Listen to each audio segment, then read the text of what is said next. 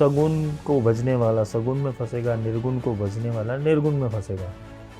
देह को भजने वाला देह में फंसेगा, भूत को भजने वाला भूत में फंसेगा, प्रेत को भजने वाला प्रेत में फंसेगा। और निराकार निर्गुण तत्व को भजने वाला परमात्मा के अंदर सदैव निवास करेगा। पत्थर पूजे हरि मिले तो मैं पूजूं पहाड़। अगर पत्थर पूजने से भगवान मिल जाता तो मैं पहाड़ पूजने जाऊं।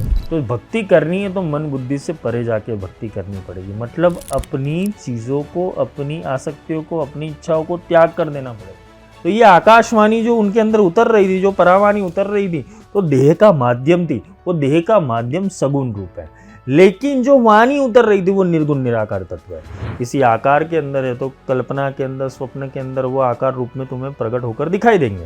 भाई तुम पूजा आरती अगरबत्ती नहीं कर सकते हो, व्रत नहीं कर सकते हो, उपवास नहीं कर सकते हो, तीर्थ नहीं कर सकते हो, ये सारी चीज़ नहीं करते हो तो कोई दिक्कत नहीं। तो मेरे लिए अपना कर्म कर। तो भगवान क्यों चाह रहा है कि तू मेरे लिए कर्म कर? भगवान इसलिए चाह रहा है क्योंकि भगवान वो धर्म है। अवतार ऐसे नहीं बना जाता ना, भगवान ऐसे बना जाता है क्योंकि वो बड़ी बुद्धि लेकर आते हुए। मैं भगवान के लिए नहीं कर रहा हूँ, जो करवा रहा है वो भगवान करवा रहा है। देखो निचला स्तर लेना है।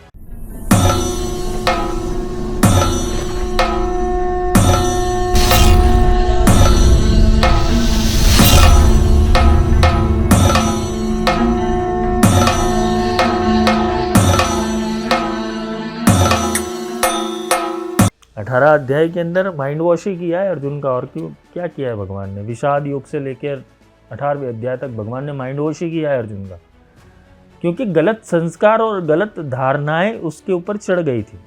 और हमारे जीवन के अंदर भी गलत संस्कार और गलत धारणाएं चढ़ गई है, जिसके कारण हम परमात्मा के सही रूप को समझ नहीं पा रहे। भक्ति योग शब्द आया इसलिए मुझे संत मत के बारे में समझाना पड़ेगा, क्योंकि संतों ने कोई ऐसी चीजें नहीं की है कि जो तुम कर रहे हो। कबीर ने अपने घर में लड्डू गोपाल की स्थापना नहीं की थी। मीरा ने कोई गुड्डे का खेल नहीं खिला था, उसको परिचय हो गया था कृष्ण कौन है। नानक को परिचय हो गया था सदगुरु कौन है। कबीर को परिचय हो गया था राम कौन है।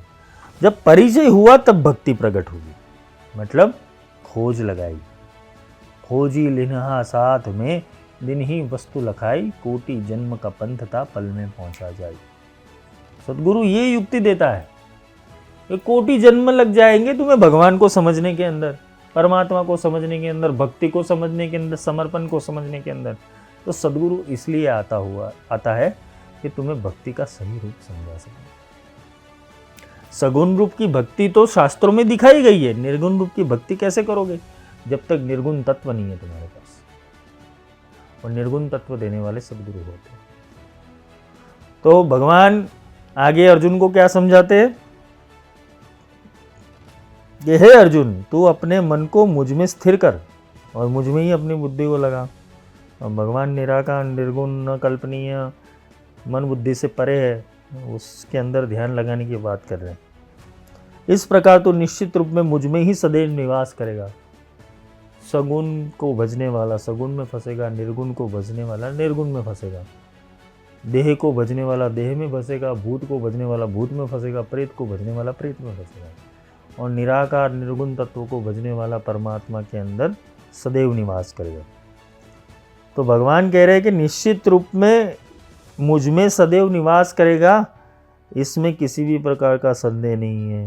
मतलब जब तू मुझे तत्व रूप से जान लेगा तब तू मेरे अंदर ही निवास करेगा, उसमें बिल्कुल भी संदेह नहीं। मुक्ति का केवल एकमात्र साधन है तत्व की प्राप्ति। भगवान आगे कहते हैं कि हे अर्जुन, यदि तू अपने, अब भगवान यहाँ पर ये बताए कि तू अपने मन बुद्धि को लगा और मुझ में स्थिर हो जा। यहाँ भगवान आगे समझाते कि हे अर्जुन, यदि तू अपने मन को मुझ में स्थिर नहीं कर सकता, जब तुम्हारा मन वो निर्गुण तत्व को तुरंत नहीं पकड़ेगा, क्योंकि तुम्हें आदत है साकार को भजने की, तुम्हें आदत है यंत्र को भजने की, तुम्हें आदत है शक्तिपीठ पे जाने की, तुम्हें आदत है ज्योतिर्लिंग पे जाने की, तुम्हें आदत है अयोध्या जाने की, मथुरा जाने की। ये सारी आदतें तुमने पाल के रखी है। तो भगवान ये कह रहा है कि वो निर्गुण निराकार की भक्ति करनी है। हे अर्जुन, यदि तू अपने मन को मुझ में स्थिर नहीं कर सकता तो किसका सहारा लेना पड़ेगा? तो भक्ति योग के अभ्यास द्वारा, पहले तो भक्ति किसकी करनी है वो समझ लेना। भक्ति योग के अभ्यास द्वारा मुझे प्राप्त करने की इच्छा उत्पन्न कर। पहले तो मुझे प्राप्त करने की इच्छा उत्पन्न कर। अगर निर्गुण निराकार समझ में नहीं आ रहा है, सगुण साकार भी समझ में नहीं आ रहा है, क्योंकि पत्थर पूजे हरि मिले तो मैं पूजूं पहाड़। अगर पत्थर पूजने से भगवान मिल जाता तो मैं पहाड़ पूजने जाऊं, कबीर ये कह के गए। तो पत्थर में भी भगवान तो है, क्योंकि स्तंभ फाड़ के नरसिंह प्रकट हुए थे। तो यहाँ क्या कबीर गलत है? नहीं, कबीर गलत नहीं है, क्योंकि वो प्रकट उत्सव हुआ था भगवान का। यहाँ समझने की बात यह है कि वो पूर्ण तत्व निर्गुण निराकार में ही है, क्योंकि तुम्हारा आत्मा निर्गुण निराकार, और जब तुम्हारा आत्मा निर्गुण निराकार है तो परमात्मा निर्गुण निराकार ही होगा। तो यहाँ भगवान कहते हैं कि भक्ति योग के अभ्यास के द्वारा पहले तो भक्ति योग समझ लेना और नित्य युक्त युक्ति प्राप्त कर लेना, और उसके अभ्यास के द्वारा मुझे प्राप्त करने की इच्छा उत्पन्न कर। भक्ति तब तक नहीं सकती जब तक भगवान को मिलने की इच्छा ना हो।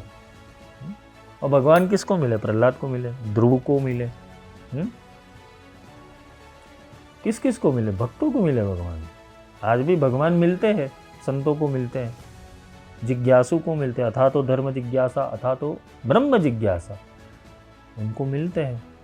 भगवान 24 घंटे साथ में रहते। उसका प्रमाण भी है कि तुम क्या भक्ति करते हो, वो 24 घंटे तुम्हारी भक्ति करेंगे, वो प्रमाण भी है।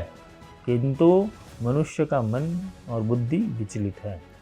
तो भक्ति करनी है तो मन बुद्धि से परे जाके भक्ति करनी पड़ेगी। मतलब अपनी चीज़ों को, अपनी आसक्तियों को, अपनी इच्छाओं को त्याग कर देना पड़ेगा। तो सगुण साकार की भी भक्ति करनी है तो किस रूप में भगवान आए थे? गुरु रूप में। किस रूप में आए थे? जगत गुरु रूप में। कृष्णम वंदे जगत गुरु। इसलिए हम बचपन से एक ही श्लोक गाते ना, गुरु ब्रह्मा गुरु विष्णु गुरुदेव महेश्वरा गुरु साक्षात पर ब्रह्म, साक्षात इति ही पर ब्रह्म। तो साक्षात है वही पर ब्रह्म है। तो भक्ति करने योग भगवान ने क्यों बोला? क्योंकि वो उस समय के ऊपर द्वापर युग के अंदर जब गीता कह रहे थे तब वो सामने थे, इसलिए बोला मुझ में स्थिर लगा, मुझ में मन लगा, मुझ में बुद्धि लगा, मुझ में चित्त लगा। तो ये आकाशवाणी जो उनके अंदर उतर रही थी, जो परावाणी उतर रही थी, तो देह का माध्यम थी। वो देह का माध्यम सगुण रूप है, लेकिन जो वाणी उतर रही थी वो निर्गुण निराकार तत्व है। अब भगवान बोल रहे तू मेरे देह को मत देख, मेरे अंदर देह के अंदर जो चल रही चेतना है उसको पकड़। अब वो कैसे समझ में आएगी? वो तो मन बुद्धि से परे है। इसलिए भगवान कह रहे तो पहले तो इच्छा उत्पन्न करके मुझे ही मिले।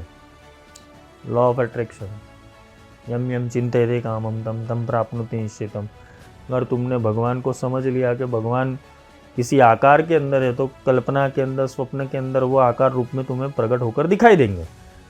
कभी कभी को लोगों को स्वप्न आते ना, काली दिखाई दी, महादेव दिखाई दिए, श्री कृष्ण दिखाई दिए, कोई अघोरी बाबा दिखाई दिए। जात जात के चिंतन लोगों के अंदर प्रकट होते हैं, लेकिन तत्व रूप से अगर समझने जाए वो सगुण रूप में आता है। वो गुरु के माध्यम से ही बोलते।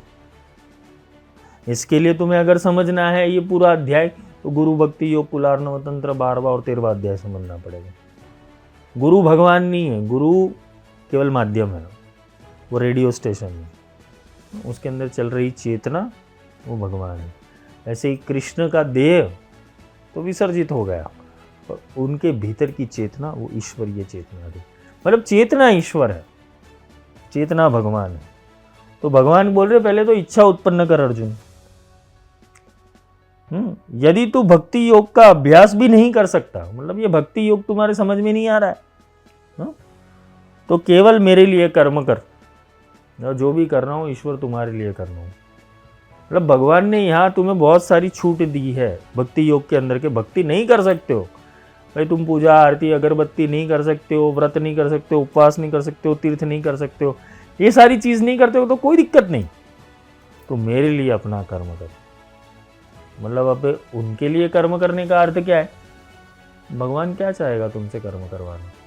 पहले प्रश्न तो ये खड़ा होना चाहिए कि भगवान यहाँ बोलते तू मेरे लिए अपना कर्म कर, तो भगवान क्यों चाह रहा है कि तू मेरे लिए कर्म कर? भगवान इसलिए चाह रहा है क्योंकि भगवान वो धर्म है, भगवान वो आत्मा है।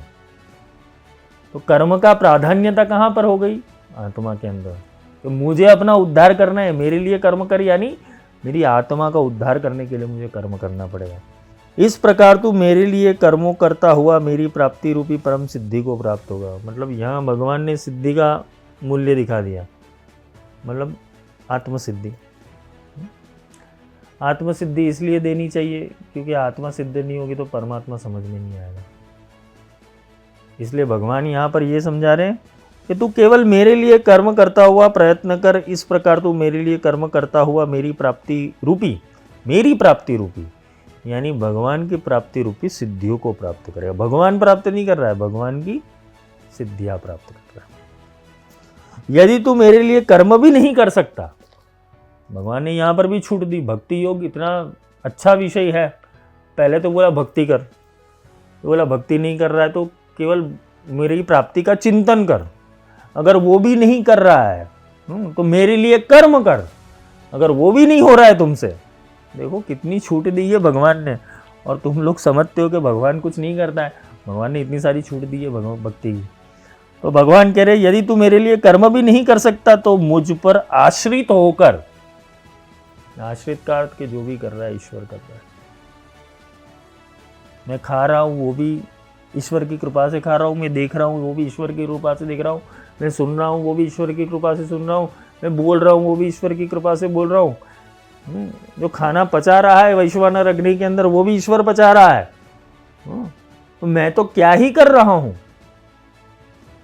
ये जब चीजें समझ में, मुझे आश्रित रखकर, मुझ पे आश्रित होकर, मतलब भगवान तू संभाल, तू देख, तू कर्म करवा, समर्पित हो जाओ, सभी कर्मों के फलों का त्याग करते।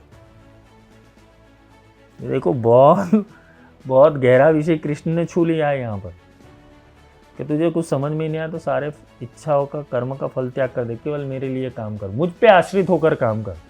मतलब जब तुम भगवान को साक्षी रख के सारे कर्म करोगे तो ना झूठ बोल पाओगे, ना चोरी कर पाओगे, ना डकैती कर पाओगे, ना किसी से द्वेष उत्पन्न कर पाओगे, ना किसी के राग उत्पन्न कर पाओगे, ना मोह की उत्पत्ति होगी।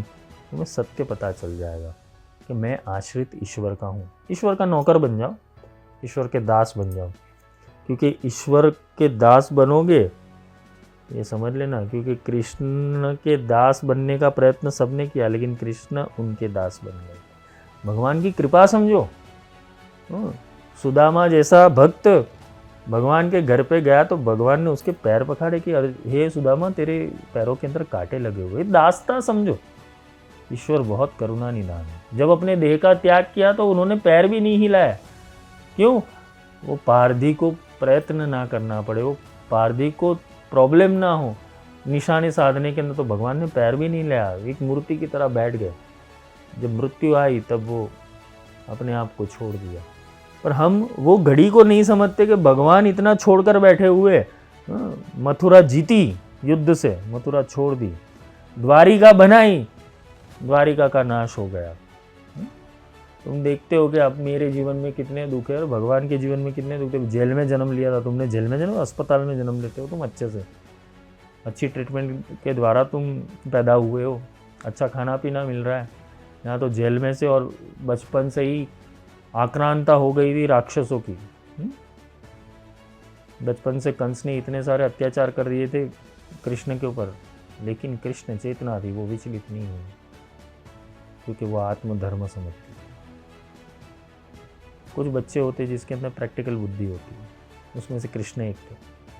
वो चैतन्यता से नज़दीक थे, बुद्धि तत्व जागरूक था, सत्यम परम धीमहि।